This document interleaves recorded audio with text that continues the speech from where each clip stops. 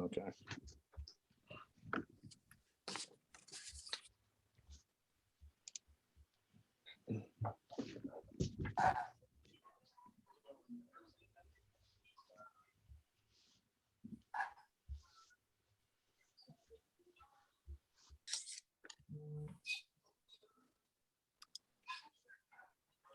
So if you guys don't mind, I'm going to go ahead and mute you. And then when I go to ask you your questions, I'll unmute you. That way we don't have all the background noise and everything. Sounds good. Perfect.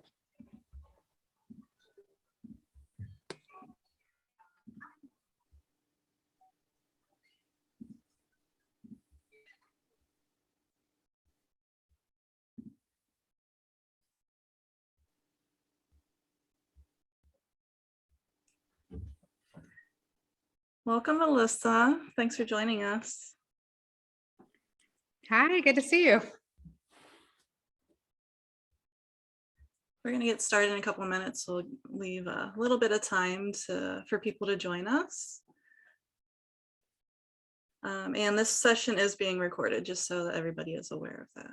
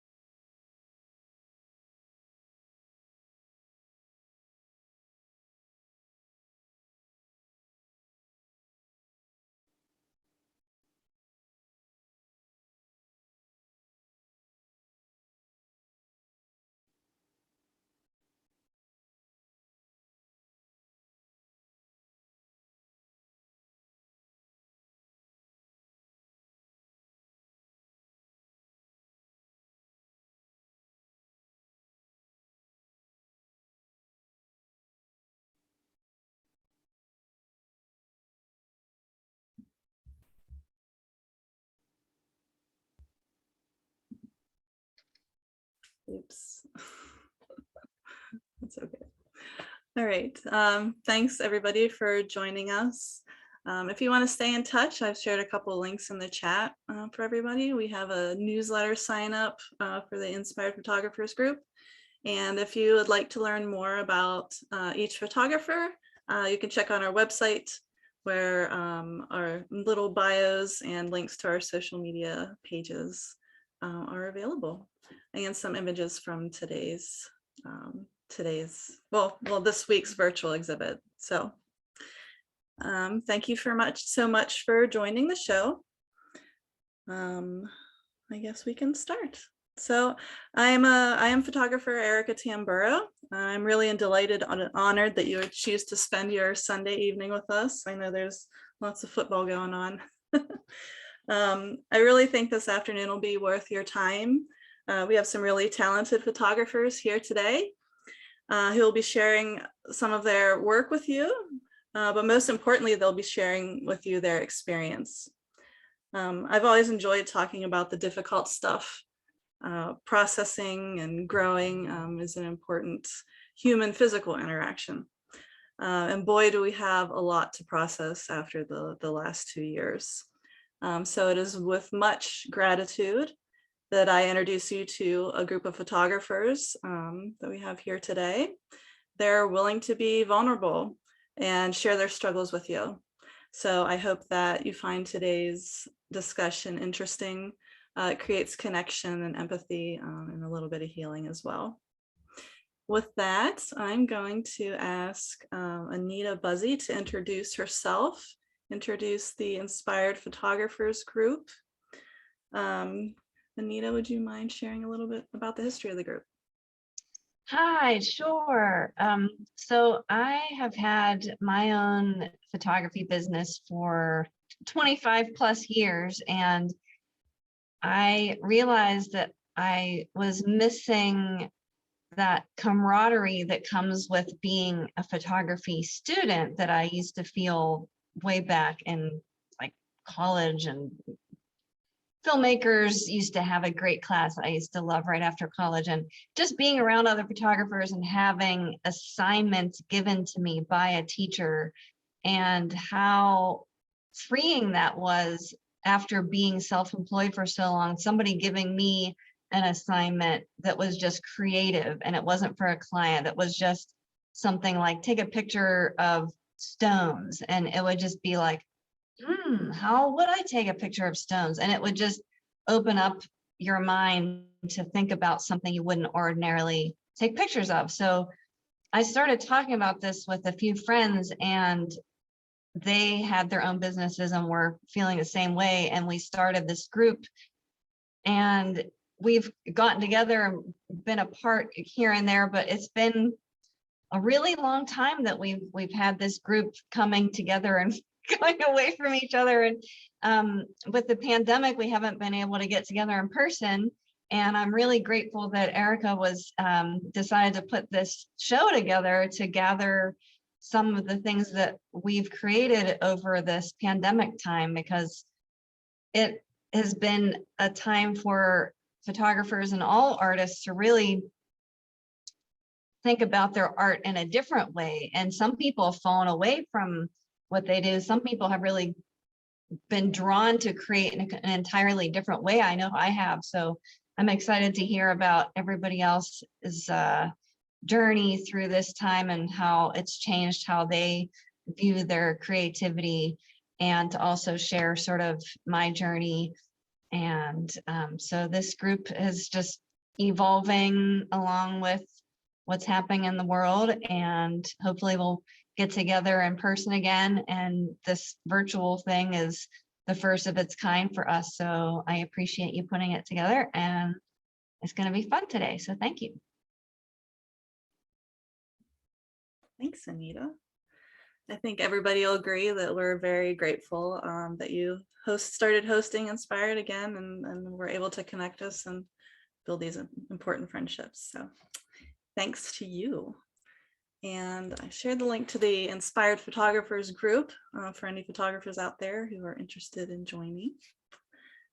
Okay, so without further ado, we'll jump into today's content. I've set aside two questions, or identified two questions that I asked everybody to be prepared to answer today, and then we can open it up if anybody else has any additional questions or anything they want to share.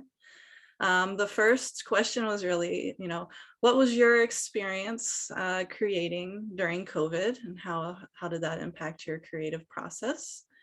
And the second was, I asked each photographer to identify one work in particular that they wanted to discuss and share today with everybody. So those are the two questions. So I will take a volunteer to go first, or I can pick on somebody. So is anybody dying to go first?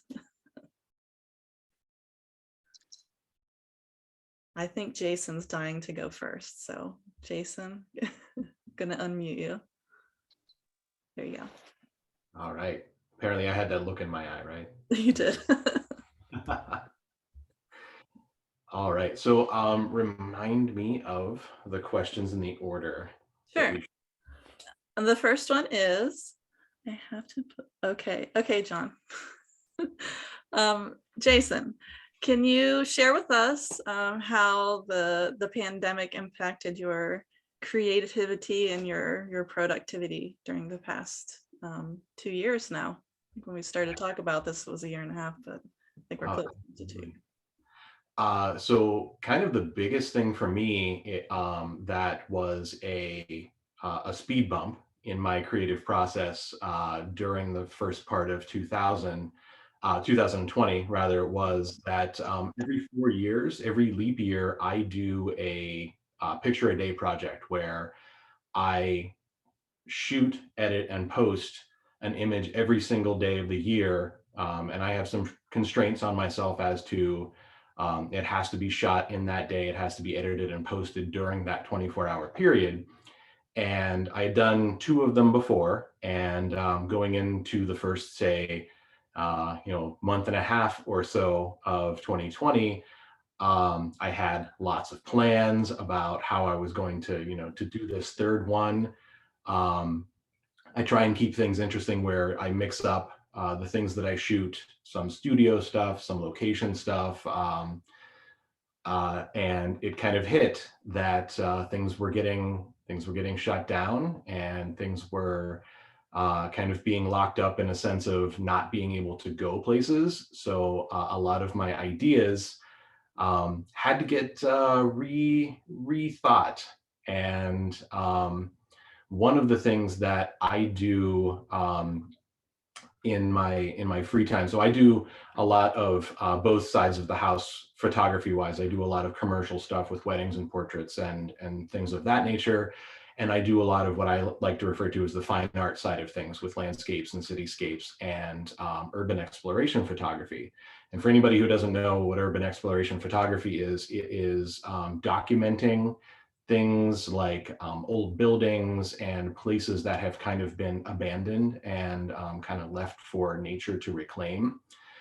And I thought, well, if nothing else, I should still be able to do that because it is not human oriented. I can go to a place that doesn't have anybody else in it, so there's little chance of me kind of catching COVID from that. I can still do those kind of things, but it hit a little different. There's an eerie solitude about that particular genre of photography, and it just seemed to be heightened with knowing that the rest of the world was in a similar state.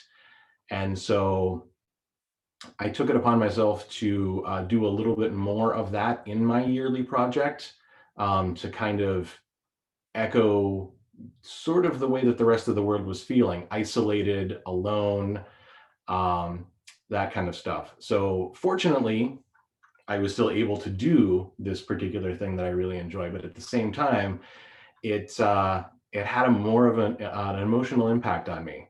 And I got to explore with friends. It's generally safer to go out with friends so that somebody has your back, or if there's an odd and terrifying scenario where you get trapped in an abandoned building or something along those lines, there's always somebody there for you. But yeah, it just hit different this year, and I don't know what else to say about that. In your artist statement, you really said it beautifully, and I wish I would have printed out and had it right next to me. I feel like you described it as like a cold winter's day, Mm, but you yeah. said it much better than that. Yeah, there's a certain thing about being in a place that you shouldn't be, and being in a place where there was once a lot of activity.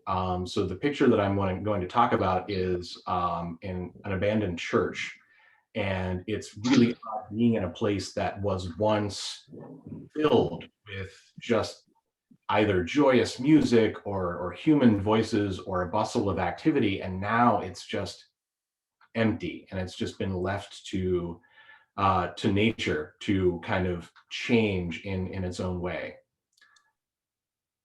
Cool. Well, I think that's a great segue. I can go ahead and share your photograph. We can talk about that.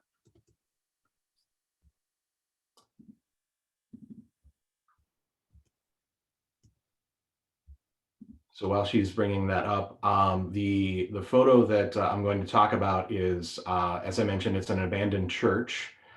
And most of the time, if anybody asks me, where did you shoot that? I'm going to say that I've been sworn to secrecy. Mainly, it is to protect the site from people who are going there with other intentions than just capturing photographs and leaving only footprints is the phrase that a lot of us use. There are a lot of people who go to scrap. There are a lot of people who go to tag, graffiti everywhere. Some people go to set fires to kind of indulge that part of whatever drives them to do so. But this particular church is, I'm happy to share the location because it's so widely known in the urban exploration community. This is in Gary, Indiana. And if anybody is not aware of the kind of economic scenario that Gary has been experiencing since the mid 70s, They were a steel town that got built up and had a really incredible period of time of economic prosperity, and then everything kind of the bottom fell out, and most of Gary, Indiana is just blighted. A lot of abandoned buildings, a lot of abandoned houses. But this particular church is the City Methodist Church, and it was built in 1926 or so about. First Mass there was in 1926. Really short-lived church. It only had about a 50-year congregation, and it closed down in the 70s. And at one point, it was the largest church in the entire Midwest. So they had a massive congregation at some point, but just because of the way that things go economically, it kind of fell into disrepair, and they had a couple of fires. And as you can see, they've had a lot of graffiti and whatnot. But this particular spot is just it's so amazing to me that most of the structure is still there and most of the stained glass is still there, but the roof has collapsed. And for me personally, it's not a very religious person, but for seeing something like this where a church is open to the sky, open to the heavens, I was in awe of the space. And I was really fortunate to be able to travel with a couple of fellow photographers and go and document this space. We kind of lucked out where there had been a snowfall, so you can see that there's snow inside, and the sun was in the right spot, so I actually had a blue sky to work with for editing. But this particular image for me was one of the first ones that I created once kind of lockdown started happening, and I may or may not have broken the law by crossing state lines to go photograph this, but I'm still here to tell the tale, which is what anybody can ask for. What really gets me about this image is I feel like the stained glass windows of a church are kind of like the soul of the church.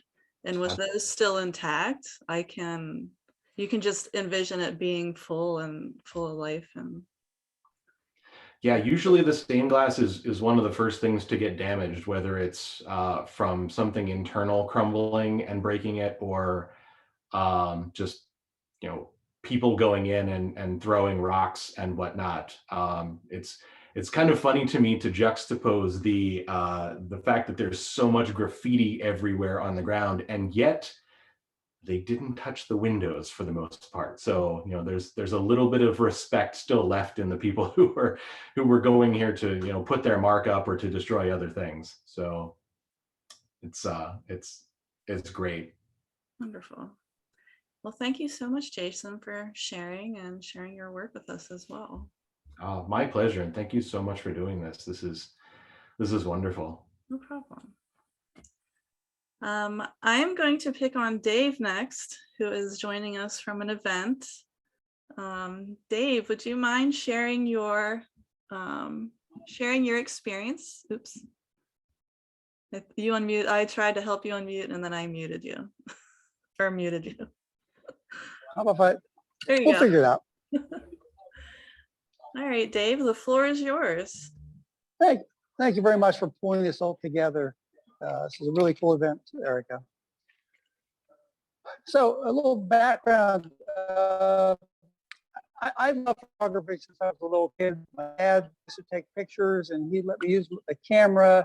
And when I was 8-10 years old, I built my own dark room, did my own black and white work, buying chemicals by cutting grass and stuff and photo paper and stuff to do that. And I bought my own enlarger. So I just fell in love the first time I saw an image pop out of the dark room in the developing bath. And so I loved it my whole life. But I went to school for engineering, which is what I really did most of my life. About 10 years ago, I volunteered for the North Allegheny marching band, doing videos and photography. And so I really felt that, I said, no, I really enjoy doing this, more so than what my other stuff to starting businesses and things that I really did in my life. So about 6 years ago, I decided to quit doing all that stuff and jump into photography. And so that's much more so. So I've always done photography, but really doing quote unquote professionally, which means that some people, I guess, pay you, but not always. So I started doing that and starting to get into weddings and portraits and things, and then COVID hit. Well, all those weddings and a lot of people didn't want to see you anymore. So a number of people, including, of course, Anita, were doing portraits, of course, porch trips. So I did some of those, and that was kind of fun to introduce to people. I also did a lot of other volunteering work. And one thing we did is part of our church is volunteers in mission. So we would build ramps for people and other things. But so the one family we built a ramp for, which is a picture coming up, but we'll talk about that in a little bit. But I ended up volunteering for a lot of different organizations. There's a group called One Day to Remember, and we did a number of events, which most of my pictures that I presented today were about. But that's really my background is the one thing that was totally different is everything went quiet, traffic went quiet. I remember I took a picture, if anyone's familiar with Cranberry, I literally stood in the middle of Route 19 at 2 o'clock in the afternoon, looked north, took a picture, turned south and took a picture. There were no cars in the picture. That was to me, this never happened, ever, ever, ever. It will never happen, hopefully not again. So that allowed me to get and do other things, do more volunteer work, because the other business just wasn't there. So that's kind of how the COVID kind of affected me, I guess. I was just thinking about how I think Jason touched upon it as well, about how surreal some of the experiences were. Anita has tell us more about A Day to Remember, asks Anita. So One Day to Remember is a group that takes, it's kind of the opposite or reverse of Make-A-Wish. So usually some parent has some terrible disease, usually stage 4 cancer. And this group was started by an oncologist nurse who, Rachel, and she decided to put a day together for people so that they could enjoy themselves while they were still reasonably healthy before their health declined too far. And a friend of hers was a photographer. And so they would not hire, but we'd volunteer, get us to volunteer to go take pictures, spend most or part of the day with the family and take nice professional photographs with them so that the kids basically have something to remember their parents or the parents that typically had some cancer, and most of them will pass away shortly. Some may go to remission and live longer, but so it's kind of a challenging thing. You know, you're doing something very positive, but it's a very emotional time. So it took me a few opportunities to just relax with it and say that they're really enjoying themselves. And so it's my job to get the best pictures I could get. So that's One Day to Remember organization. So but it turns out I was the only photographer shooting in 2020. All the other photographers either bailed out or something. So I had the time, and so it just worked out well. Oh, no, that's sad. I'm glad that you still were able to do it. That sounds like really important work, really. So I'm going to share your image.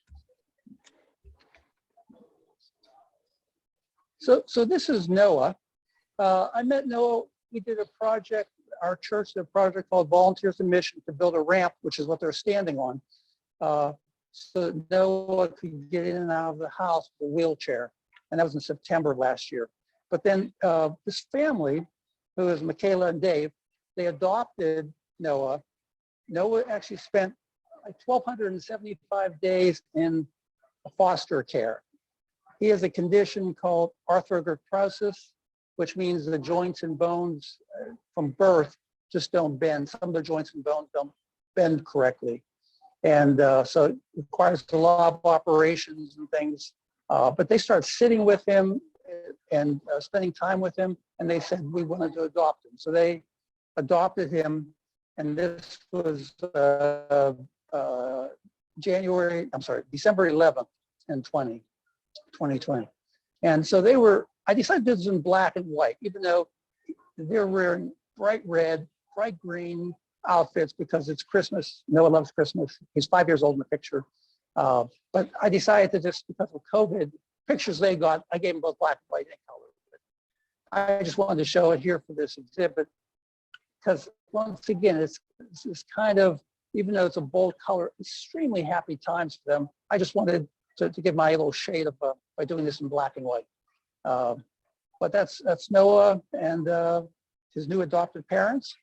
And this is the day that they actually did all the ceremonies, which they did remotely, of course, because of COVID. So they did it in their house, and they had their families there. And that was a picture taken on that day so they can remember that. So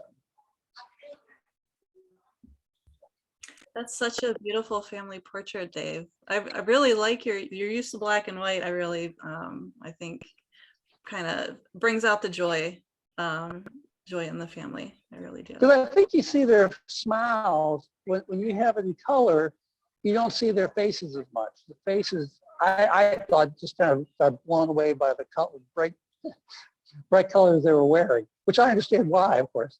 But so I think the faces, which to me are more important in this particular picture. Wonderful. Thank you so much for sharing, Dave, and thank you for joining us while you're traveling. Yep. Right. Next up, who would like to go next? John. All right. John, I'm going to pin you. I think you are pinned.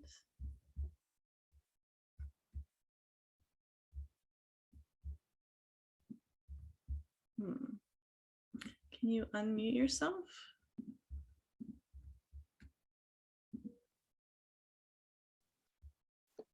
There you go. You might be sorry. Well, welcome, John. Do you mind sharing your experience over the last couple years? Yeah, you're not working a lot, you're not making a lot of money, and you get bored. I think that was my whole artist statement, is I get easily bored, and I needed something to do. Also, I'd been hit by a car in May of 2020, I guess it was. So between COVID and spending all of June on my back in bed, looking at the ceiling, it was very boring, extremely boring. Boredom and pain fought for my attention. Could take a pill or two to take away the pain, but boredom didn't go anywhere. So this all started when I invited people to come over and visit me on my front porch. Once I got okay enough to stand on my 2 feet and drive and go places, I started to ask people to let me take their photos. Basically, I've been an outsider all my life, and the camera is the key. Most people, however odd a request might seem when you want to take a photo, will say, well, okay. So I just started taking photos of local creative types, writers, illustrators, sometimes other photographers. There's one in this group somewhere. There she is, right next to Jason. And by the way, Jason, there's a clue on the wall behind the church about the location. And if Dave is still here, give me a thumbs up if no is okay. He's gone, I think, maybe. Anyway, both very nice pictures. But I went, like I said, creative types, writers, illustrators, other photographers. Then I started finding what sometimes people call people on the fringe, which I don't understand. The earth is kind of round, so we're always in the middle of it. Nobody's on the fringe.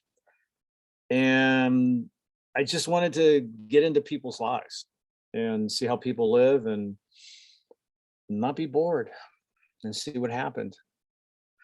there's no greater theme other than keeping myself entertained and amused.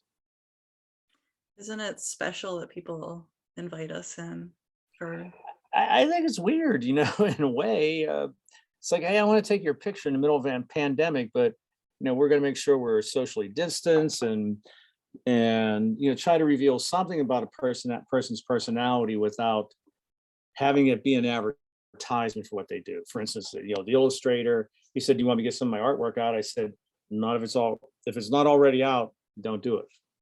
So whatever was on the walls, whatever is in the background. Anita, we mostly spent time in your backyard and on swings, didn't we? Oh, that's right. You can't answer. Sorry.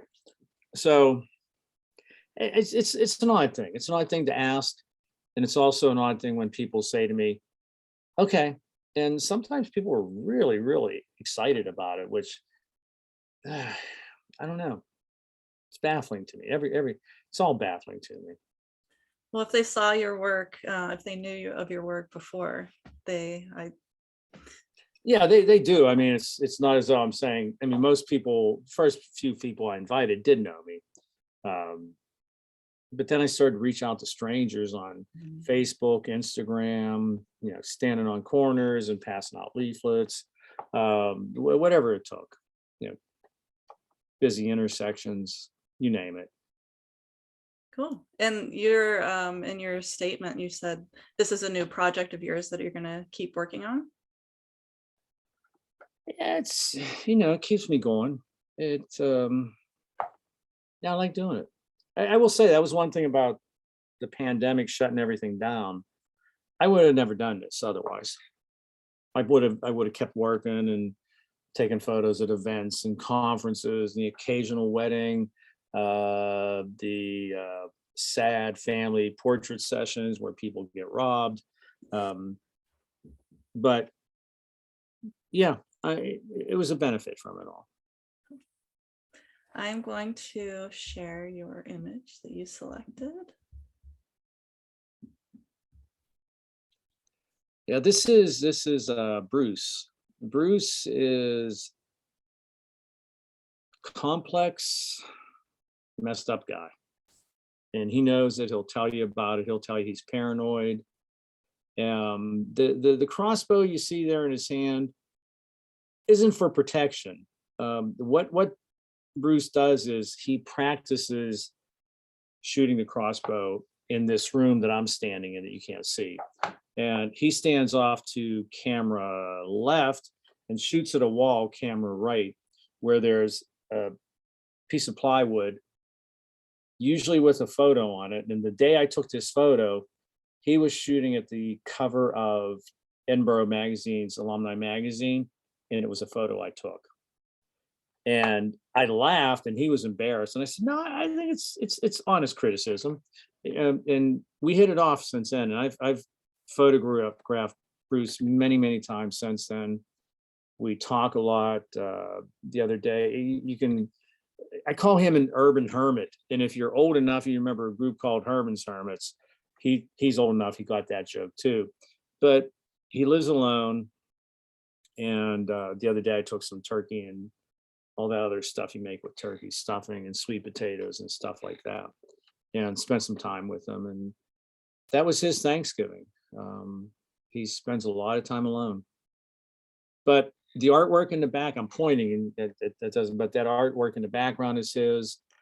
He's a good artist. He's a funny guy, good writer, but his paranoia creeps into everything eventually. Sometimes that's good. Sometimes it just goes off track. But I like guys like him. There's another photo of mine of a woman on the bed. She has a cat act, and she's been on David Letterman with cat act, and she's a fire eater and a singer, and she's gender fluid, I think is the word. And I think the day I photographed her, she may have been every gender there was. She was a gender blender at that time. But yeah, I like people like this. I like people who feel like outsiders like I do. Not people on the fringe, but outside that collective group of people we call society. And that's it. I'm sticking with that story. Nobody's going to change it. And I love your work. I really love your work. And what I was trying to say earlier was that anybody should be excited to get a portrait taken by you. Well, it helps if you have a crossbow. If you're not excited, you can express your displeasure very easily. And that was loaded too, I think. He let me shoot it. It was exhilarating and absolutely frightening all at the same time, wondering like, what if this damn thing bounces back and just impales in my chest? I really want to know what that wall looks like. Someday I have a bunch of Bruce photos. They're heartbreaking and somehow they're heartbreaking. They are. Well, thank you for sharing your work with us, John, and thank you for sharing Bruce and his story. And I also want to say, I may have to run back and forth to check on this turkey soup project thing. Okay. All right. Thank you, John. You're welcome. All right. Who would like to go next? The spotlight. Neil. Neil is waving two very excited hands. All right, Neil.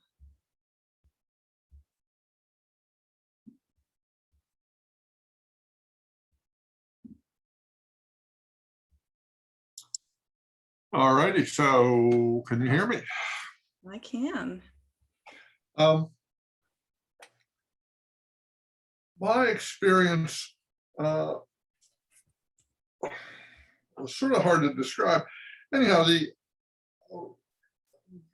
I went into when the pandemic struck, I was pretty much already on lockdown.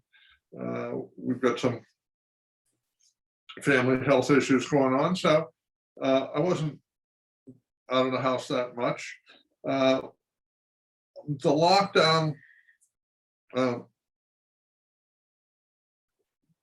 was a little easier than I thought, because I was already so close to home, and frankly, I'm still pretty much on lockdown.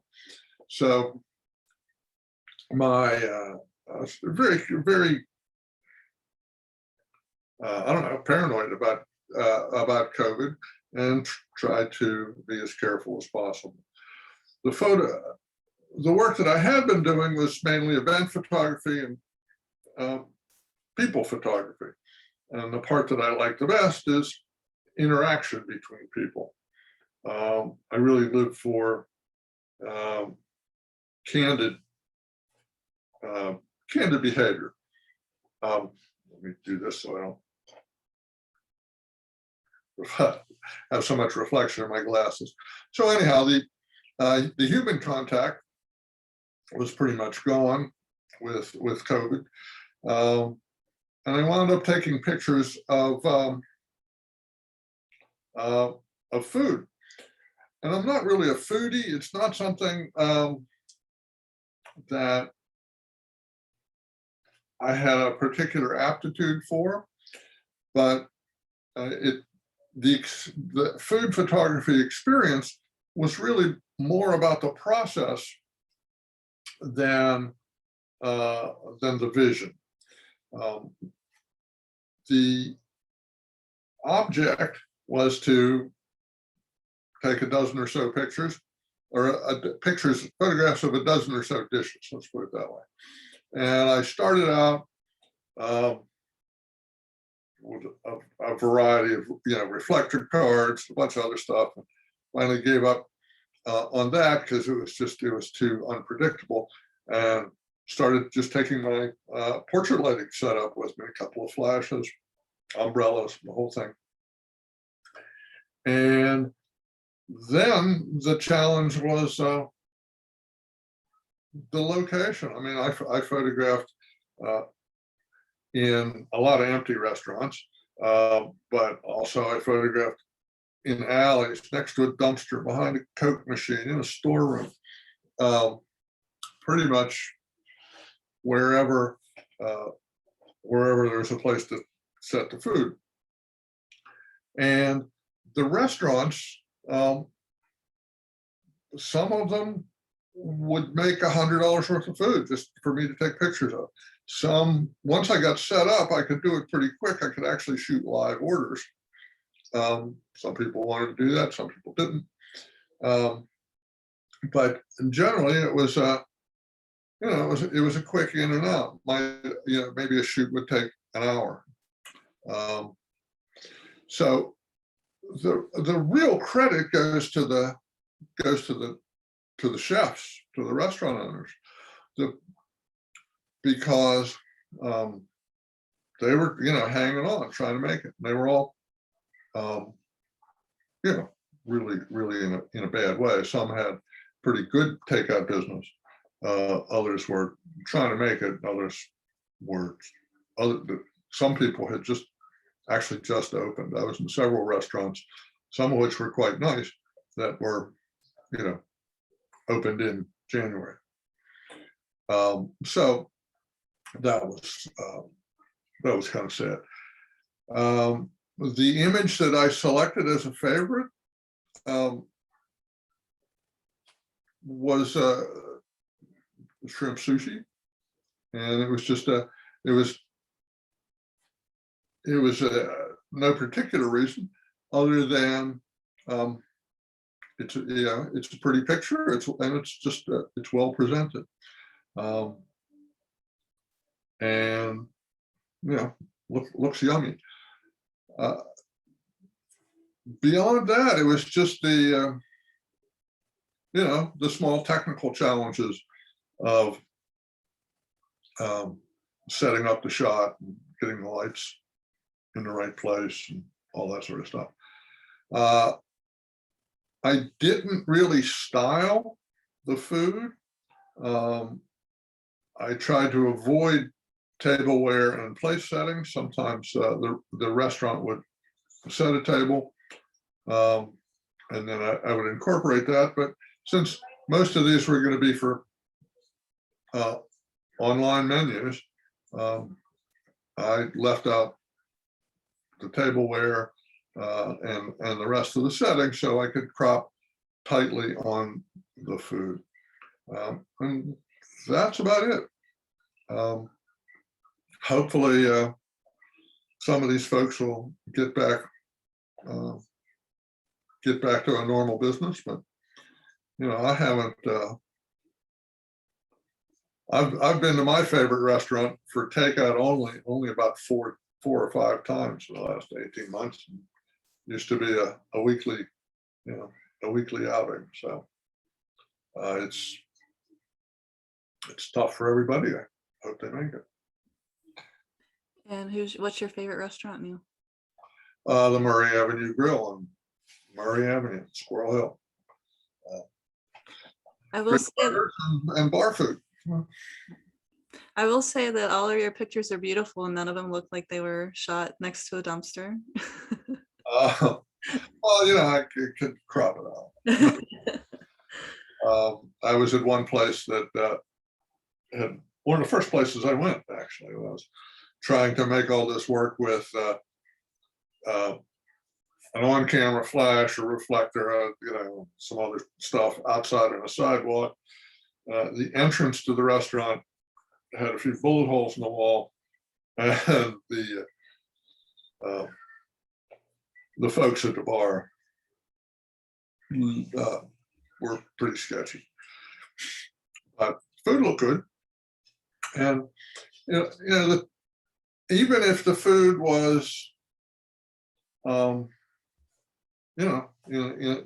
a foam to-go box, it still worked. So I appreciate. I know when you were deciding what images to include in the show, you were struggling a little bit, and then decided to feature your food photography because you wanted to highlight, the businesses that needed us and help them out. So I really appreciate your sharing this work with us. Well, I'll make a brief comment about the project that I started but abandoned. I don't know see this. The top shelf is family photographs and scrapbooks. I have my grandmother's collection of postcards when she was 19 and single in 1909. And I was going to try and pull together a story of all the ghosts that live in my office, but it got old. It got real complicated real fast. So can't really, I don't know if you can see up here. Can you see this? In the upper left corner is a picture of my grandfather and grandmother taken about 50 years apart. He looks like he was photographed by Matthew Brady, and she's wearing a fancy Woolridge coat and is in a photo studio in Harrisburg. So that was hard to digest, hard to boil down to 6 images on a short story. Jason had a really interesting comment. He says the absence of tableware is interesting to me because of the pandemic. The plate was made for no one to eat in the house. It reflects the situation of the pandemic with no in-house dining. It's a very good observation, Jason. Yeah, I don't know if that was on purpose or if you had a reason for not including tableware, but I think that that's really, it's a really great absence of things that you would expect. Well, I mean, I photographed in a Sonic in the supply room. So that was not particularly great looking pictures, actually. But, it's just, it clutters up the image, and I really wanted it to be the food. The other thing I forgot to say is thank you, Erica. This is awesome. I know it's a lot of work. So thanks for that. And thank you, Anita, for being an inspiration to all of us. You're very welcome, Neil. Thank you again for participating and sharing. That's about it. I have a big event, a big holiday party event that I'm shooting later this week, and I'll be happy when it's over. Thanks again, Neil. You're welcome. Thank you. You're welcome. All right. Let's see. Brian, would you like to go next? Hello, can you hear me now? I can. Okay, sure. All right. Would you like to share about your experience creating during the pandemic? Well, it was different. Really doing photo shoots and a couple of jobs that was just about my only social contact throughout 2020. So it was kind of the closest thing I had to having a life. Because I live alone with my cats, so I was just kind of cut off from society. But really, I mean, not too much changed for any kind of workflow issues for mine, because I don't have any kind of a studio space. I always work outdoors, and one thing with portrait work is that with the 200mm lens, you're always social distancing safe. So really not much change there. There were just fewer than usual. Event work was pretty much canceled.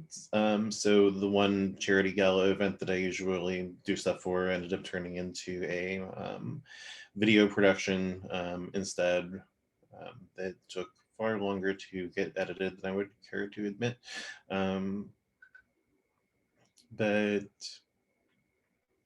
And then a couple commercial jobs. The only difference of that was having masks. So really, I mean, things didn't change all that dramatically from my perspective. But I don't do this full time, so it's a different story than for like Anita or some of the others.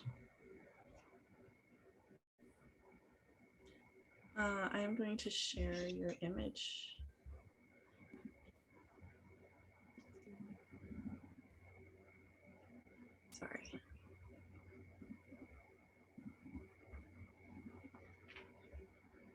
All right. Can you tell us about Well, it's a mermaid, obviously. I just picked that one because that was the first shoot that I had during 2020, all the way into June. And it's not too much to talk about with that. A model friend of mine hosts an annual networking event up at Lake Erie. So that was still going on. And I originally wasn't inclined to go up this year, that year, but then I heard that someone was going to have a mermaid costume, and I'd always wanted to shoot a mermaid. So figured that was as good a reason as any. Brian? Your photographs, I'm always just blown away by your use of light. Can you tell us, how you approach, how do you start a shoot like this, and how do you build it into, your final product? Sure. I mean, basically, try to settle on two things with whoever I'm working with, kind of the story and the mood for what we're going to be presenting. I mean, I come more at this more from starting in video than from in stills. So I have to frame everything in terms of what is the narrative that we're working with. So in this case, we had the two different versions. There was the beach mermaid who's kind of stranded, and then there is the siren luring people to their deaths, because lest we forget, mermaids are evil. And so kind of settle on what the tone is, and then if it's going to be something that's more kind of upbeat and cheerful, which is rare for me, then you're obviously going to have more high key lighting. Otherwise, just go for what I would describe as kind of like dark and moody is more or less my signature at this point. And this was, I think, at like 1 PM. So generally, you just have to kind of drown out the sun with whatever lights you're working with, and then just build the shadows and the highlights. It's just like anything else. Start to go one light at a time, get the contrast where you want it, and then, because I shoot for the edit, I don't really try to get things like perfectly balanced in camera, because at least under my normal circumstances, that's not going to be possible, because usually I'm going to be working outside in the sun, and when your output is always going to be something dark, that creates a bit of a challenge. Yeah, and just make sure that whoever you're working with is having fun. And was it easy to find a mermaid during the pandemic? That was an event, right? You said. Yeah, it was an event that was being hosted, and she was the daughter of one of the photographers who was there. So, Cool. Well, I hope everybody takes time to check out the rest of Brian's work. I really like your other fantasy one. But I feel like she's a princess and she's touching glass, breaking glass. oh, that would be Belle from Beauty and the Beast, and she was in the garden with the dead flowers hanging. I really love that one as well. And thank you. Does anybody have any questions for Brian?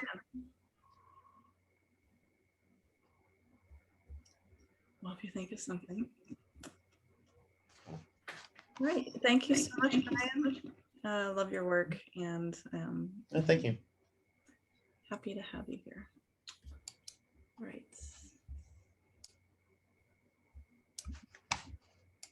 And who else do we have? Katie. Ask you to unmute. I think I got it. There you are. All right. Good, because I was having problems with it when I first logged in. So I was like, hope it works this time. But yeah, well, my experience with COVID and my photography didn't really change much, because I pretty much just go and do landscape or fine arts type photography, whatever I feel like doing. But my experience kind of started before we even knew about COVID, in the ending of at the end of the summer of 2019, because that's when I officially moved to Pittsburgh with my husband for his job. And went to whatever meetup like the first week that I was here with you guys. And that, to be honest with you, that was kind of bold of me because I'm kind of shy too.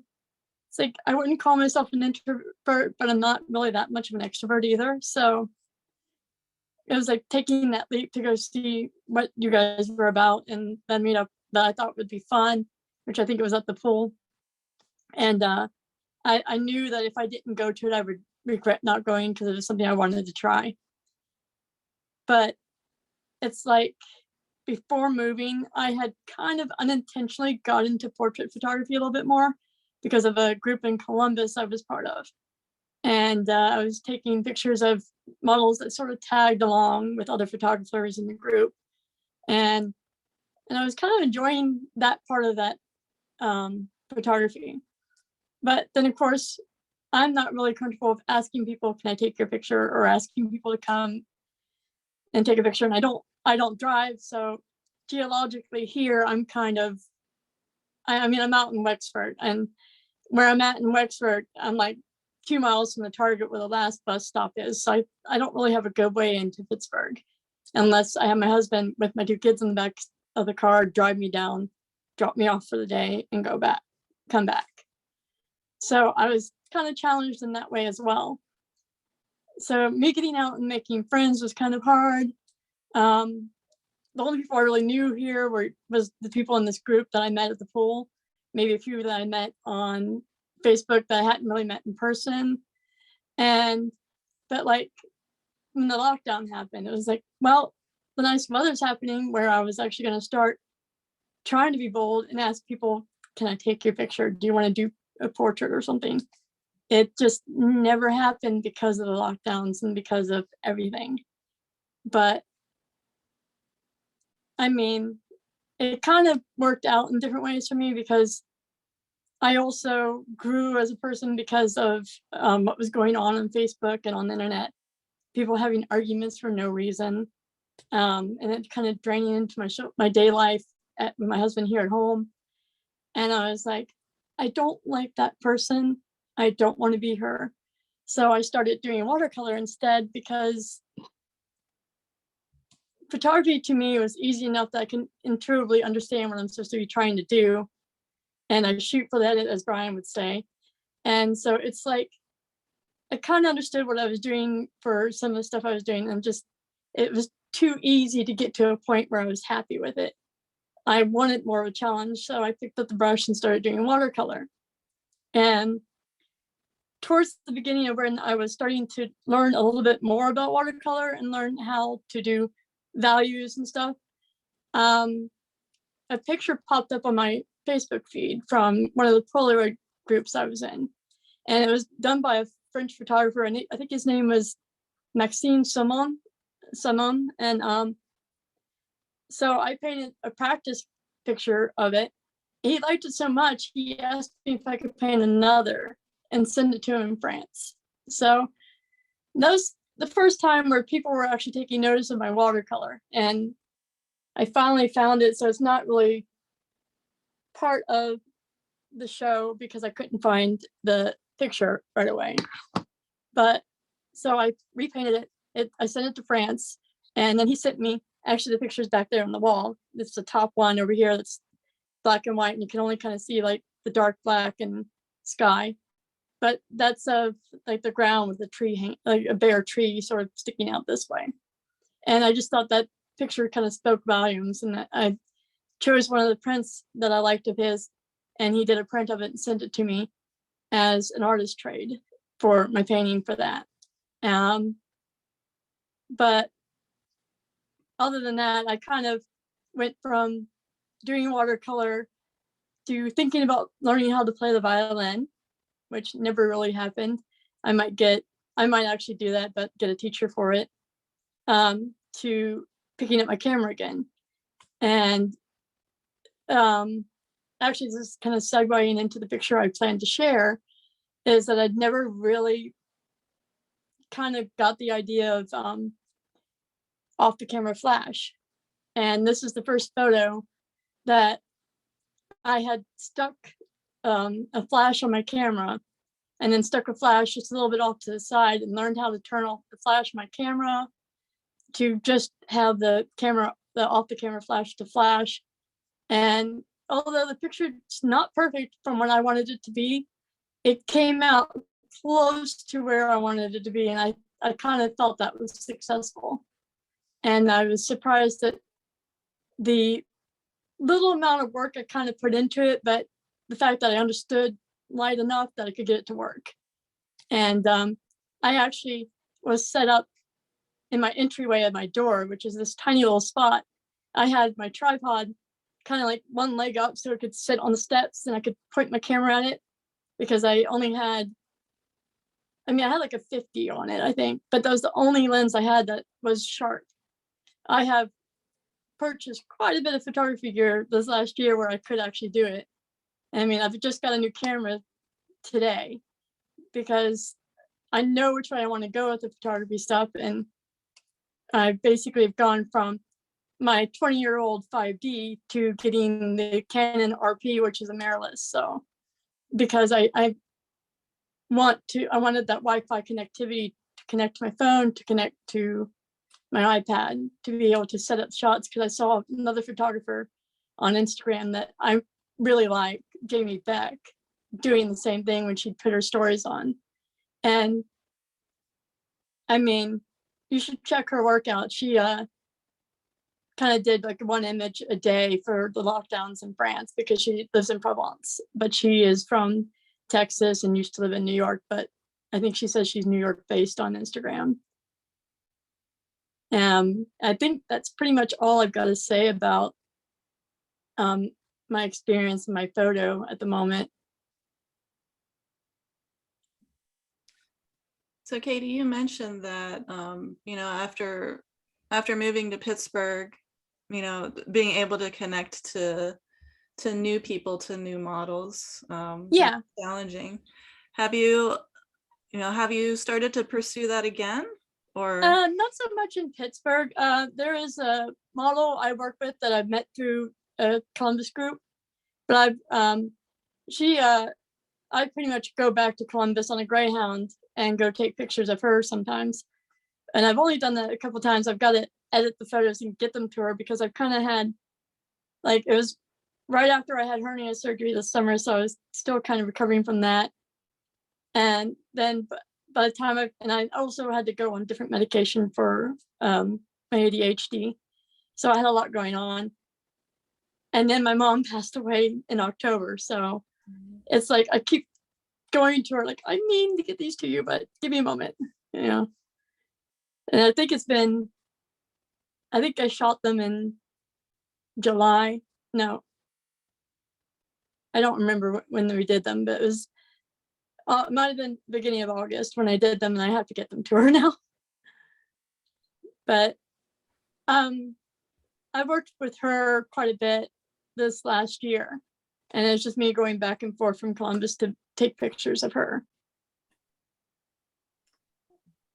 Well, I like your work with her, and I hope to see more as you get it, as you're able to share it. I hope, yeah, well, I hope that once the weather gets better and it's easier for me to get back and forth on the Greyhound too, I'll probably end up going back in the spring. I know we had talked about things and we kind of planned things for next year. We have definitely talked about next year of planning like a sunflower fields shot, because at the time it was just a little too late for us to do it when I went last time. Mm-hmm. Cool. Thank you so much for sharing, Katie. Really like your work and find it interesting. I do painting as well, so Mm-hmm. I like it when I see other people that have many interests. Yeah, the painting though is a new one for me, but like I said, the French artist, the photographer in France, taking a liking to the painting I painted. And then there's a painting I did of Jamie Beck from one of her photos that she took, that it was like the first painting that I thought, well, maybe I could possibly do this, because I did such a good job with it. Well, thanks again, Katie. All right, Anita, it's either you or me. I don't know. Let's go back and forth. Let's end this up with a bang.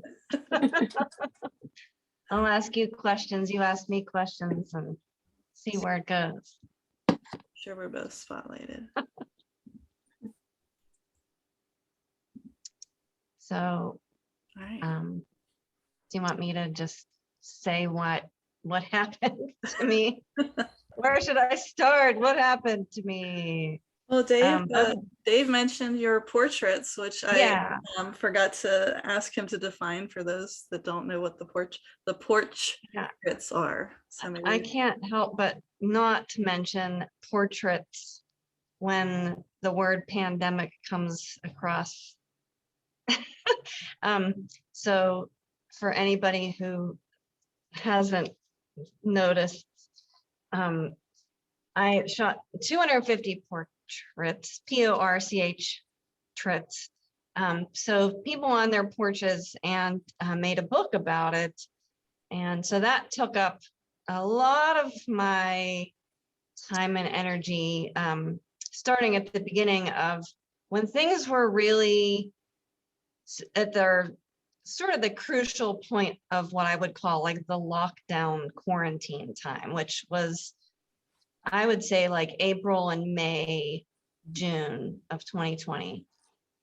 Really mostly like that was when I was driving around town, just shooting the heck out of the world.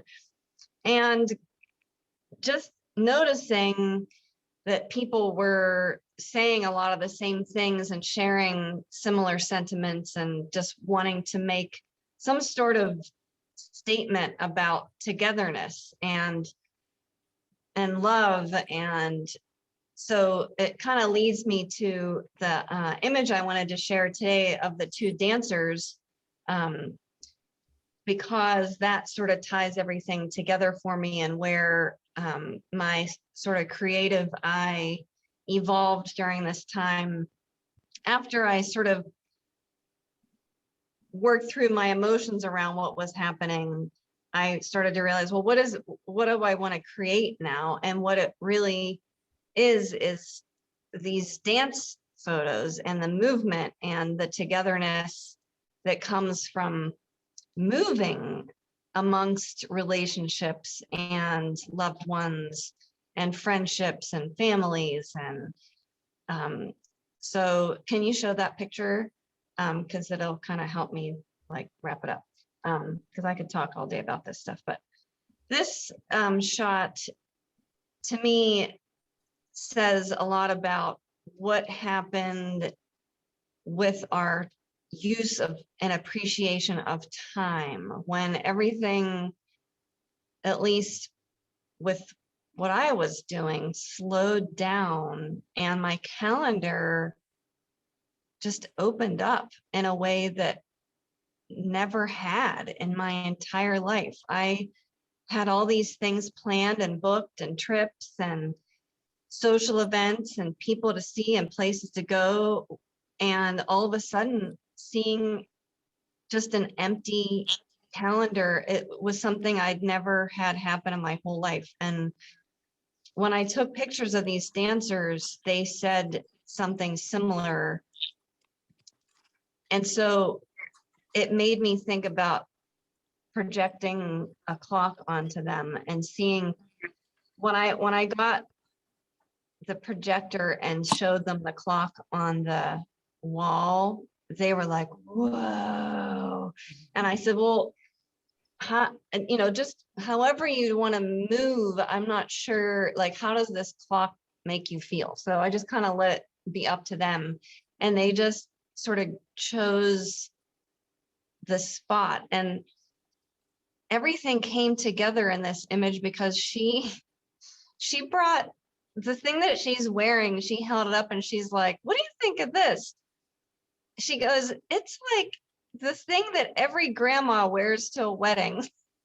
And you can't really tell in this shot, but it's like, so imagine like sort of a crew neck long sleeve t-shirt, but with glitter and beads and sparkles all over it. So, and like a lot of like older ladies wear things like that to special events. They'll just wear sort of like a beaded, look, nondescript shirt and like pants. And she said, doesn't it look like? So anyway, she was like, this makes me, like, it gives sort of a timeless feel and like an antique connection to like other generations when she put that on. And he has on some sort of like futuristic mesh sort of, I don't even know what, but they're both like gender fluid, and he has long hair, she has no hair, and they sign their emails of like they, and like the clock and the time and the just coming together in like a soft, loving way of openness. And the way that when I was shooting portraits, so many people were saying that they were spending more time with loved ones than they ever had, and appreciating time on their porch and time making bread together and playing board games. And as I drove around, people in their front yards, like laying on a blanket and listening to music and playing cards and like stuff that like I had never seen before, except for like maybe when I was a kid, that the time that the pandemic offered to me to really slow down and think and appreciate the people that I love and what I love to do, and creating these images of dancers and what they mean to me. That is what my creativity has evolved to, because thanks to the pandemic. So that's sort of what I want to say. I think what I really love about this picture is I feel like the clock is like hugging them. I don't, everything. Yeah, it's like they like it. Mm-hmm. I don't think we think of, I think a lot of times we don't think as time as something comforting. There's always not enough time.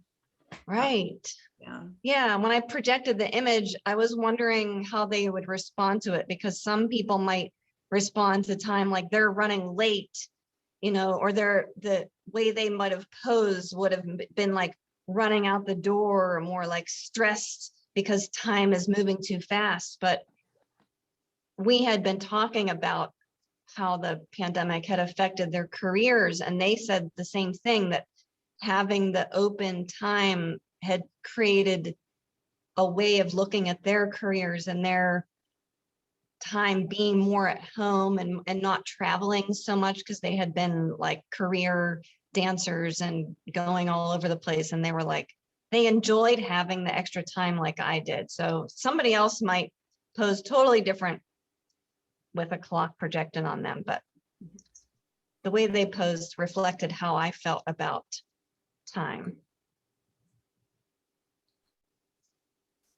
I love it. I wanted to talk about your book. When I read your book with my grandmother, and we were just sitting on the porch, and she really connected with all of there was a story of a woman who was learning to cut her husband's hair. And she would talk about that story repeatedly the rest of the weekend, because it was something she used to do for my grandfather. And I think that's really what the gift of that book is that, you know, we share all of these circumstances, all of these things that we do that aren't cool and aren't things that we're going to share on Instagram. And I think it gives everybody the ability to connect on those not so sexy things that we do for each other, but are, you know, the most important. So I loved hearing how people just connected to different things that were said in that book. And it surprises me constantly, the things that stand out that I just forget about. I forgot about that. Like I talked to somebody who said, somebody said something in that book that made me think, you know what, it's time for me to retire now. She said, it's like, I was like, that's cool. She's like, it was like in a good way. Like it made me think, yeah, it's time for me to like enjoy the people I love. And I was like, that's awesome. So I'm glad that, and that what your grandmother said, like made me think about how I saw people sitting on their front yards on blankets and things like that, sort of the old days, like this, the time we'd spend together instead of rushing off to the hair appointment, like just cut each other's hair because we really couldn't go anywhere. Like we had to do a lot of things at home together that we'd never done before. It was really nice in a lot of ways. I don't know if I'll let my husband cut my hair. It can get risky. I think he's still on here. So he's learned to cut his own hair. Is there any questions anybody has for Anita at all? I'm really looking forward to your book, your next book, your dancer's book, Waiting in the Wings. What a perfect. Yeah, the dancer's book is coming together. Very excited about it. I just wanted to say, Anita, I love the image that you shared with the dancers and the clock, and everything you said about the image resonated, and their pose and how relaxed and like they look like they're one. And I know the image isn't up anymore, but her one hand that's coming over his shoulder, it's just totally slack. It's so relaxed. Like for some reason, like my eyes go to their faces and then it goes down to the right where that left hand is. And to me, like that just says so much that, and it sort of captures that kind of feeling that you and Erica are talking about, you know, slowing down and kind of taking deep breaths and not rushing here and there, which I also appreciated about the pandemic. I know that not everybody felt the same way about that slowing down, but I appreciated that. And it's just really evident in this picture and for me in their faces and her hand, which I find beautiful. Thank you, Lisa. I kind of like how his hand or his hand on her foot is sort of holding her leg up, but it's in a really, that's also in a really relaxed way too. Mm-hmm. Mm-hmm. It's great. It's phenomenal. Thank you very much. Thank you so much, Lisa. It's good to see you.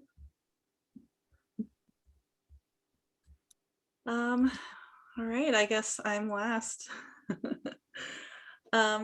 So I had a difficult year, and I'll start with, so one of my regrets is not getting a portrait taken.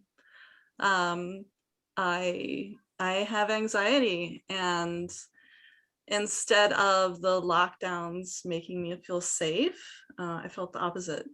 I felt claustrophobic, and just it was almost undescribable.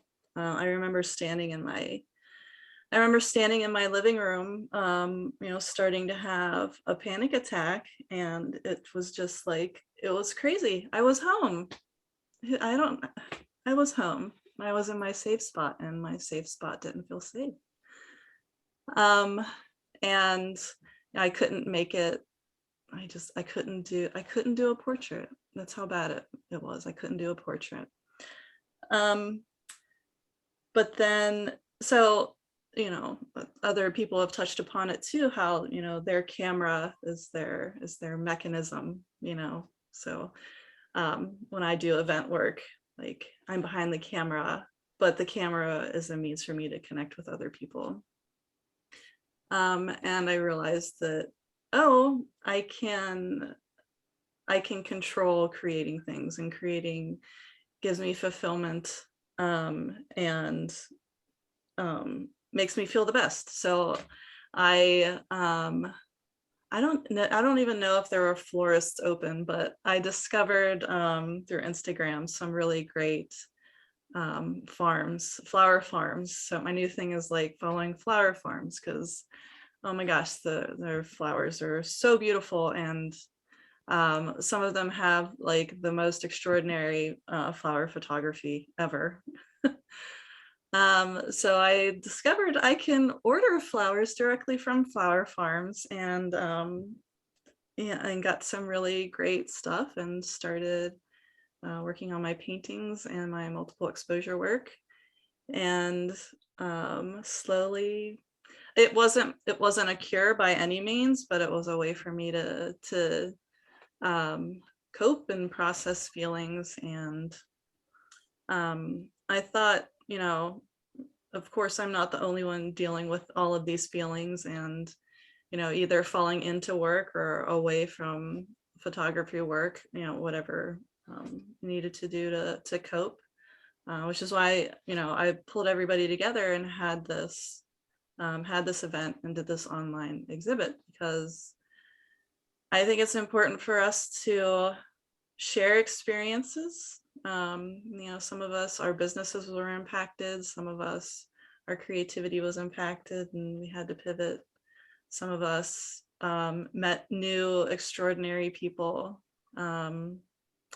Yeah, so I thought, you know, that would be a really great gift to each other, is to share that experience. So yeah, so that was my experience. Was my art and my photography really helped me work through the last 2 years, and I'm still working through it. Let's see, the piece I'm going to share with you.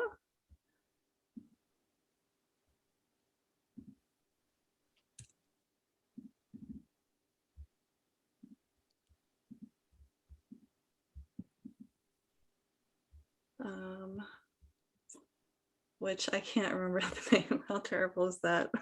I name stuff and then can never remember the name. Oh, I Can't is the name of this one. That's right. Okay. So the story behind this was that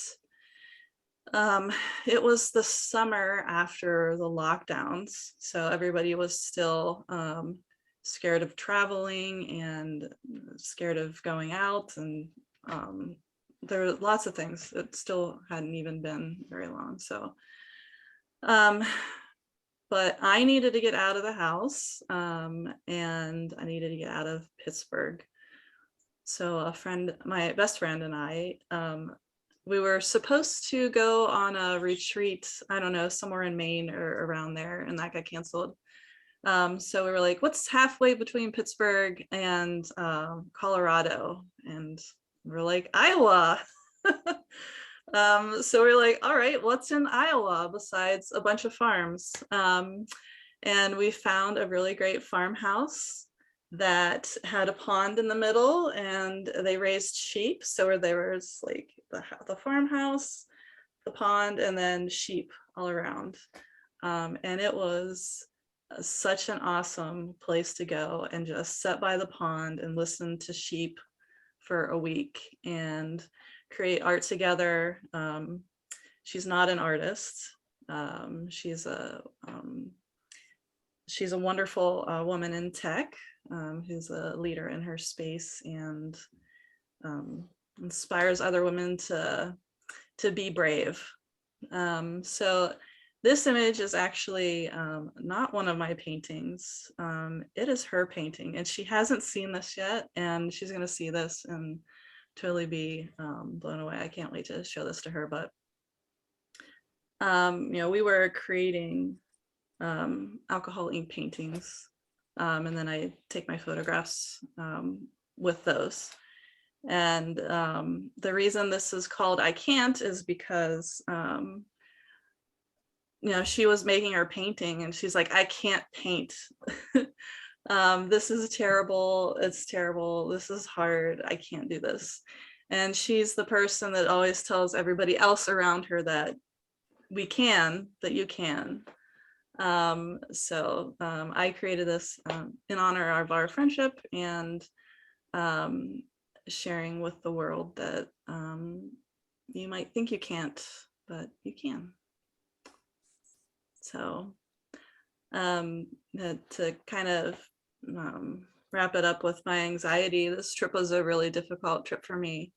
You know, the pandemic really really increased my anxiety. It was really difficult for me to deal with, even with my toolbox, and traveling, gosh, what is it, 16 hours, 12 hours, 16 hours to Iowa? I can't remember, but it was a really challenging trip for me to take, and the most rewarding trip that I took. So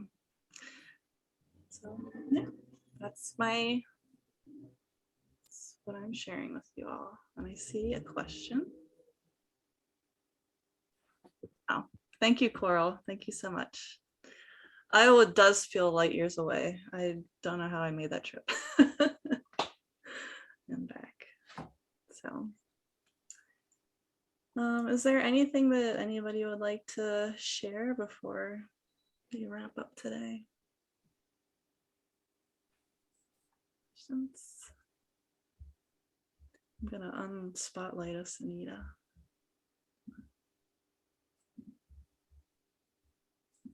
So I can see everybody.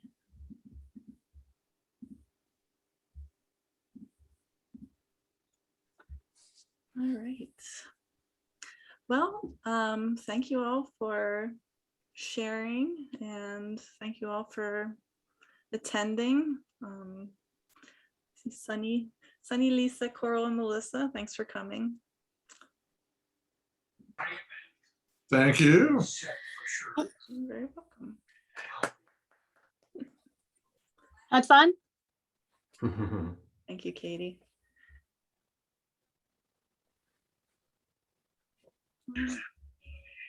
Everybody can unmute if they want to say anything. So is this the first of future get-togethers, virtual shows that that we might be putting on as inspired photographers? Yeah, I hope so. Although it took a lot longer to put together than I had anticipated, and the online virtual exhibition, we'll say the art fell off of the walls at least 4 times, so that wasn't so fun. I would have viewed it more today, but it seemed my phone was bugging out, and even on my iPad, it wasn't so bad on my iPad, but yesterday on my phone when I was still in Ohio, like it would walk me into a wall and the wall would disappear, or it'd spin me, or it would just not let me do anything. Maybe That's check just it out. Ohio. I felt like that the whole time I lived there. Yeah, well, I'll do that next time. I just wanted to say that it's good to meet so many people virtually. A few of you I've met in person, but several of you I've seen your names and your photos on Inspired Photographers. So it's, I think makes the connection a little bit closer that we've at least seen each other virtually. Mhm. Hey, Lisa, Yes. I like your new hair. A new what? New hair. Oh, thank you. Yeah, it's longer. Yes. Oh, John, you said that. Yeah, I didn't recognize you at first until I saw your name. Oh, that's hilarious. Yes. I used to wear it shorter. During the pandemic, it became probably almost twice as long as it is now. And then when I finally went back to the hairdresser, she's like, we gotta like, clean this up a bit. And so it's shorter than it had been during the pandemic. But thank Also you. these glasses. Appreciate it. I'm not used to glasses on you either. Oh yeah. Dry eyes, no more contacts. I can see better with glasses as well. All the more to make great photographs, right? And you do that. Thank you. You too. Back at ya. Well, thank you everybody for asking me to be part of this. I still never understand it, but I appreciate it. Thank you for coming, Melissa. Great. Well, I'm going to stop recording. Can I go?